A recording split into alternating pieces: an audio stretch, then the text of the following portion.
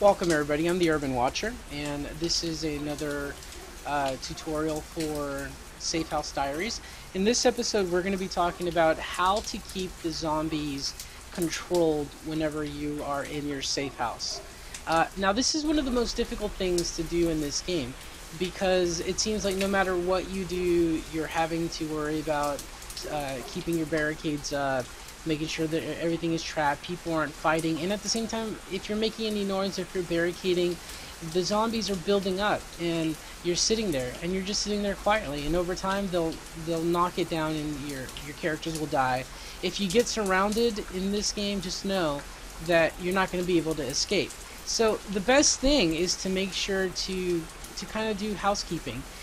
Clean up your house, your safe house. Now, one of the first tips I gotta tell you, big concept is make sure that you do house cleaning in your square and in the 4 squares around you. If you are in an area of the map where there's a high concentration of zombies, maybe you're 7 days into it, you need to clean up your quadrant on the map. So it's important, because if you start making noise, the zombies that are next door are going to be coming over, and you could easily be overrun. So let me show you how we do that. Here I am playing a game with my cast of characters, and in this game we've come in and secured a house. It's been searched 86%.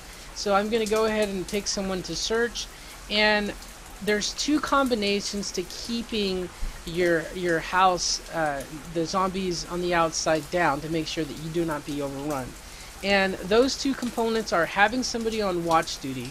So I always pick my weakest member, the artist, the cook, the person in the game that it doesn't have any really long-term survival skills.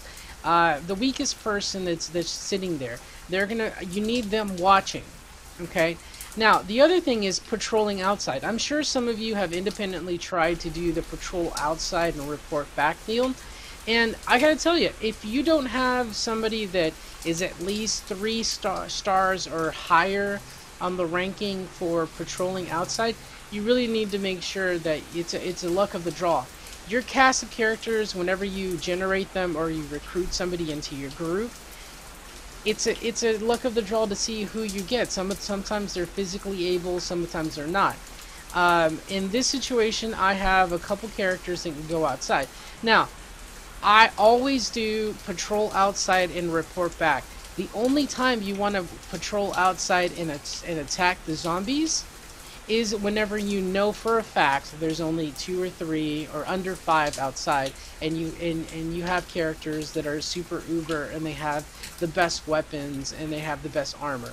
So right now I don't even know what type of situation we're looking in. So in the meantime, I'm gonna sit here and assign everybody to a job. So right now I have Brent searching, I have this person modifying, this person's going to go outside and do the patrol, this person is cleaning, and this person is watching for zombies. So remember, the 2 elements that you need is somebody on watch duty and somebody that's patrolling. The patrol guy will go outside, and he will only encounter or be attacked by a low percentage. So if there's a horde outside, somebody that's on patrol will be attacked by maybe half of them. And that's better, when you're facing 30 zombies and you get attacked by 15, you have a higher percentage of surviving that encounter and coming back. So let's see how this plays out. Now, that's not to say that there's no chance of you dying. If at all possible, if you can send 3 or 4 of your strongest members to go outside and patrol at the same time, or to do an attack at the same time, you're better off, and less chance of people getting hurt. So this character went outside, and see, he struck down 3 of them. So if you have 20 zombies on the outside and you keep going outside and killing 3 at a time, you're going to keep your numbers down to where they're not getting to that 25-30 level, because once they get into a large mob and then they get into a horde level, they make so much noise that they become a beacon for the rest of the zombies on the map. Your zombies might be like 700 on the entire map. You don't want them calling everybody from every part of the map to come to your section. it's a really bad idea. So you have to keep them down. All right. So how do we keep down zombies in your quadrant? So I'm here, and I have to worry about the church. I have to worry about the store, the university. I have to worry about this entire area.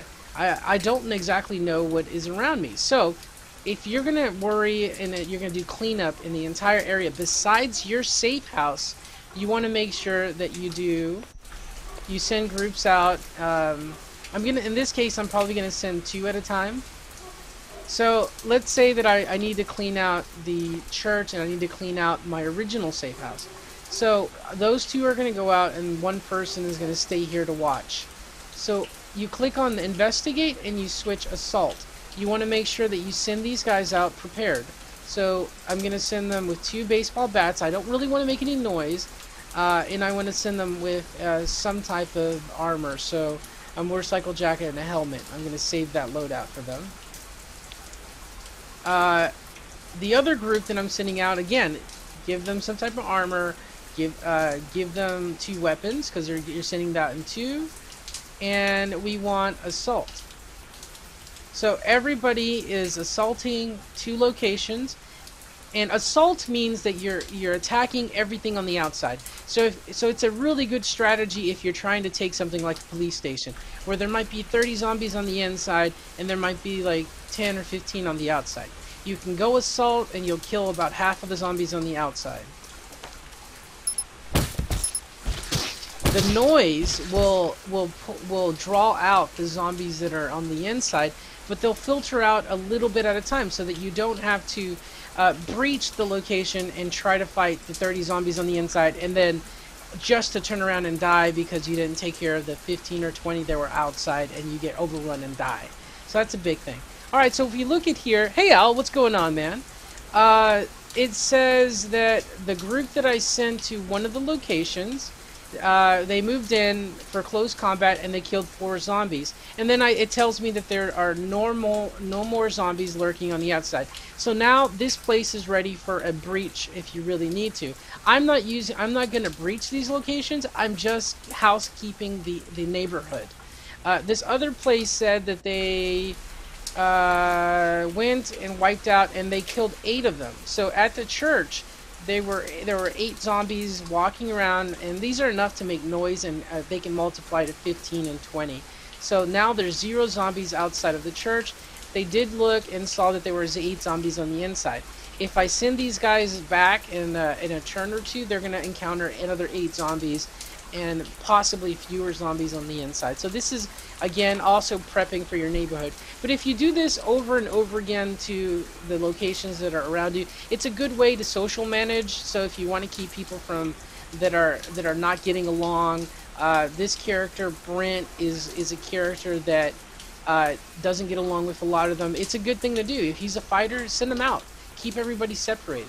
So if you like this video, you know, I'm the Urban Watcher. I have, if you're checking out my YouTube channel, The Zombie Professor, I also cover strategies for assaulting and breaching, how to do it correctly so that you can survive longer than a couple days. This has been how to keep down your neighborhood, how to properly use the patrolling and watching.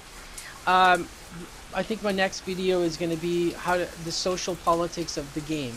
How to keep everybody in the positive or manage some of the things here. Now you can find me on Twitch. I also have a blog that you can check out.